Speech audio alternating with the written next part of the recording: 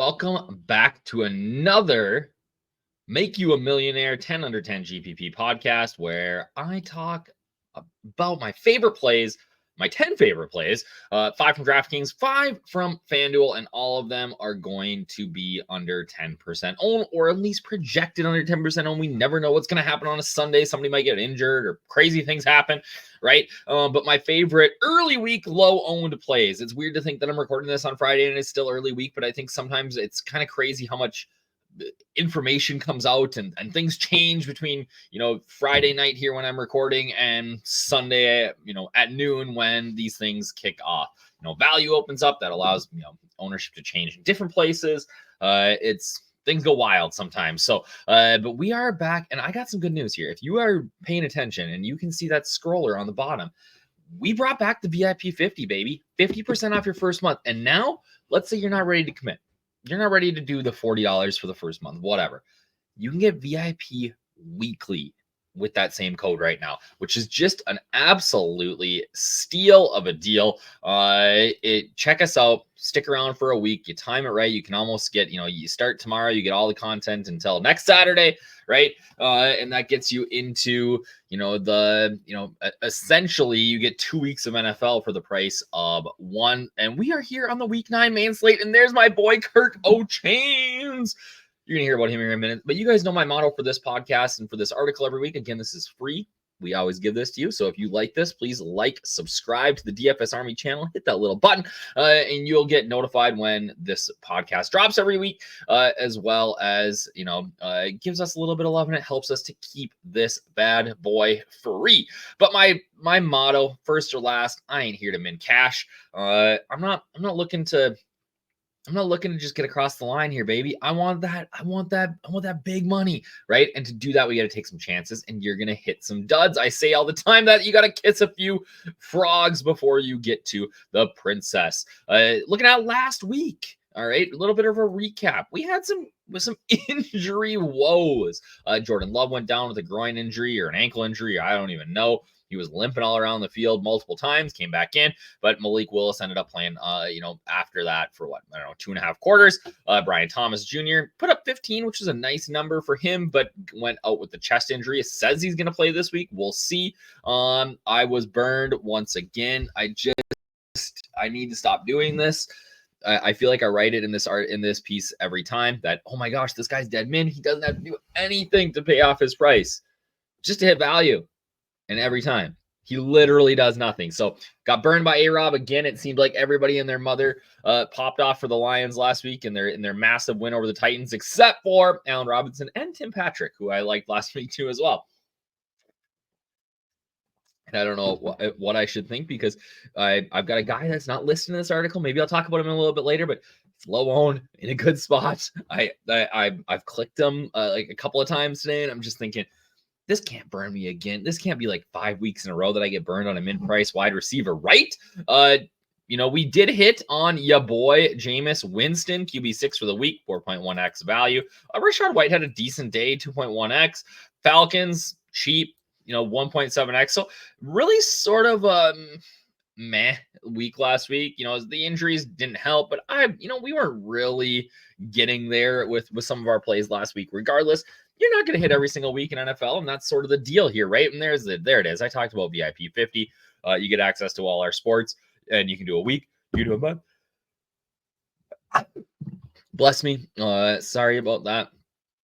So let's get into this week. So my boy this week is Kirk O'Chains. He is the cover boy, former Minnesota Vikings. And full disclosure here, guys.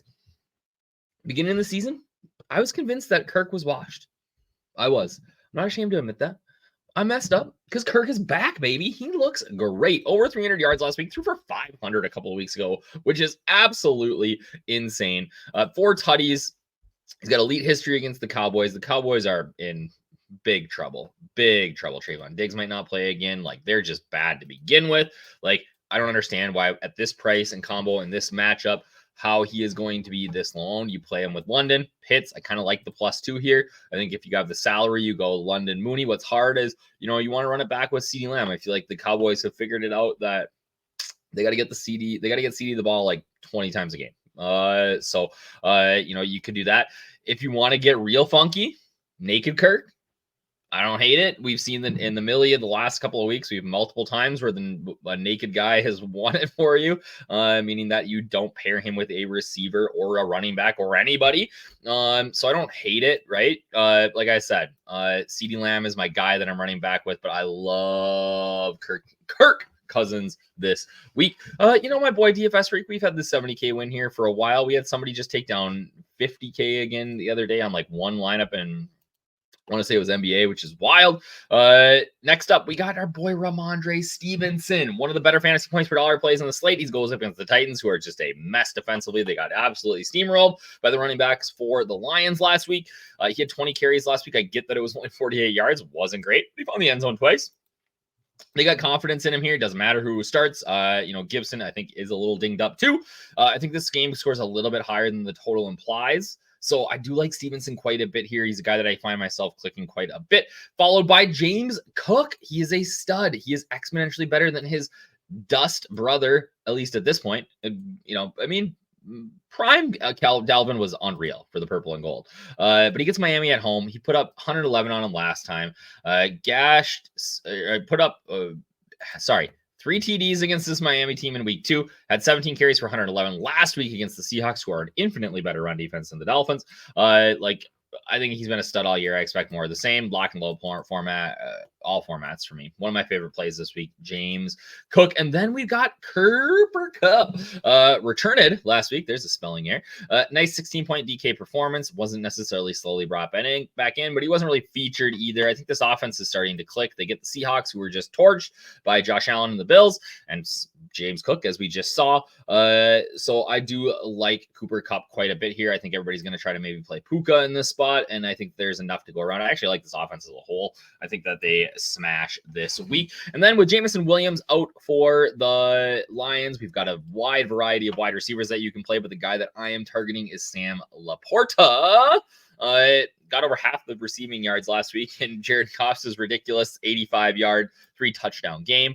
Tight end's a wasteland this year, so between Pitts and Laporta, that's about everybody that I'm playing in tight end this week. You can play Bowers and guys like that too, but it just seems like against the Packers, pretty good spot. I worry a little bit if Malik Willis is at the helm, if they're able to keep up, but I do like Sammy Laporta quite a bit here.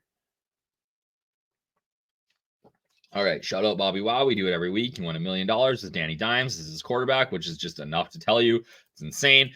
Sunday night hammer game. Love the hammer. Love the hammer game. You get to watch your lineups climb while everybody else's fall backwards. And with organizationally, this is a disaster. You're sitting down your high draft pick, but Joe Flacco is much better for this offense.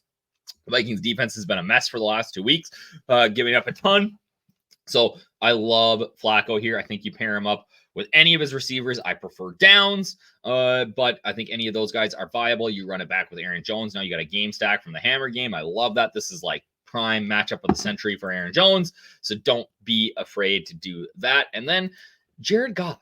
Like, guys, he's the NFC MVP in my opinion right now. Like, I'm confused.